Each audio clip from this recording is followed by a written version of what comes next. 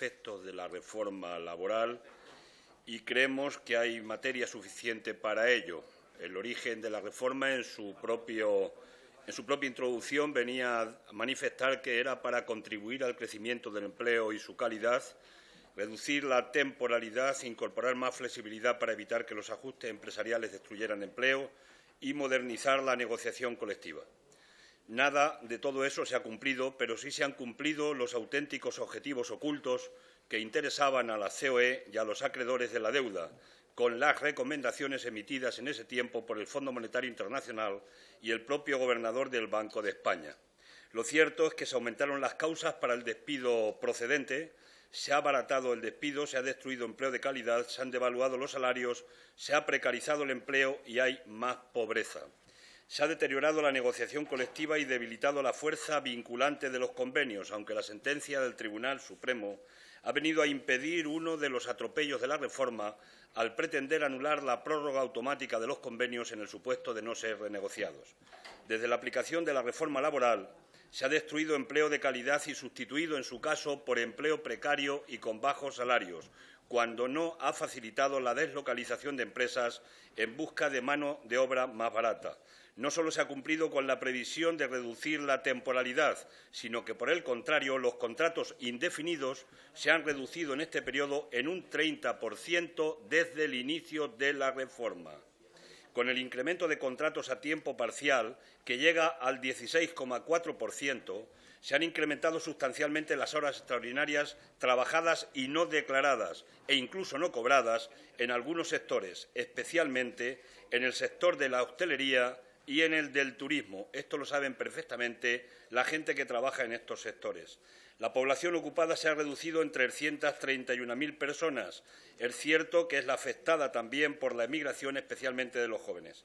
La tasa de paro, con los datos de la EPA, veremos lo que dice mañana. Parece que las noticias son positivas, a juzgar por lo que ha dicho uno de los intervinientes del Partido Popular. Se mantiene en un 24,7% y, aunque hay un cierto repunte del empleo en los últimos meses, no es menos cierto que su precariedad y bajos salarios se manifiesta en la no recuperación proporcional en las cotizaciones a la Seguridad Social, en las que también inciden las bonificaciones en la cuota realizadas por el Gobierno y que obliga a seguir utilizando recursos del Fondo de Reserva que debilita el sistema de pensiones. La reducción de los salarios también ha formado parte de los efectos de la reforma laboral. Muchas empresas han tirado a la baja de los mismos y la media de la devaluación salarial se ha situado entre un 9 y un 11%. Para esta reducción de salarios ha sido un cooperador necesario el Gobierno, al mantener prácticamente congelado el salario mínimo interprofesional en 648 euros hoy. Un tercio de los trabajadores en España, datos de la agencia tributaria, cobra menos de ese salario y un 60% está por debajo de los 1.000 euros, siempre con datos de la agencia tributaria.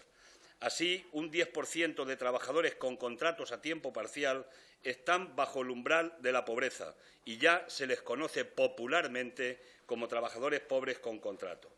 El incremento de la desigualdad ha ido aparejado a la reforma y nos ha situado a España en el segundo país de la Unión Europea con más desigualdad. Datos de Intermón Ofon. Solo Lituania se sitúa por detrás.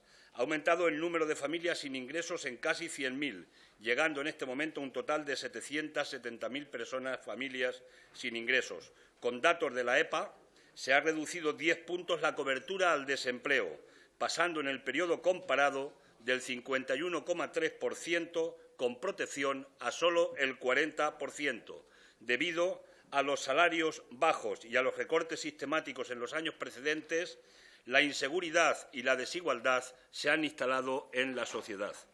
La aplicación de la reforma laboral, más allá de los efectos negativos para el mantenimiento y creación de empleo, está recibiendo críticas en la interpretación que de ella hacen los jueces de lo social.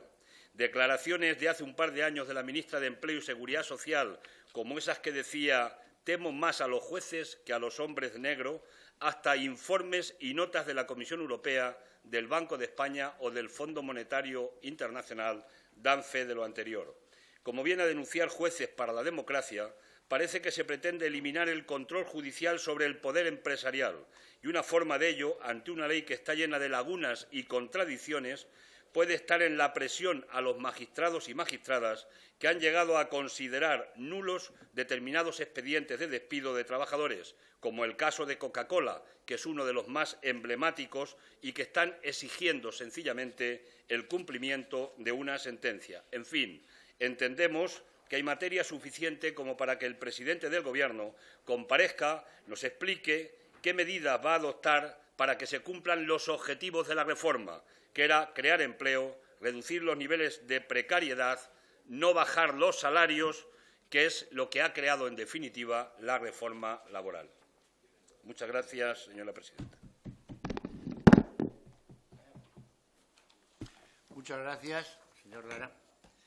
Y en turno de fijación de posiciones, por el Grupo de Unión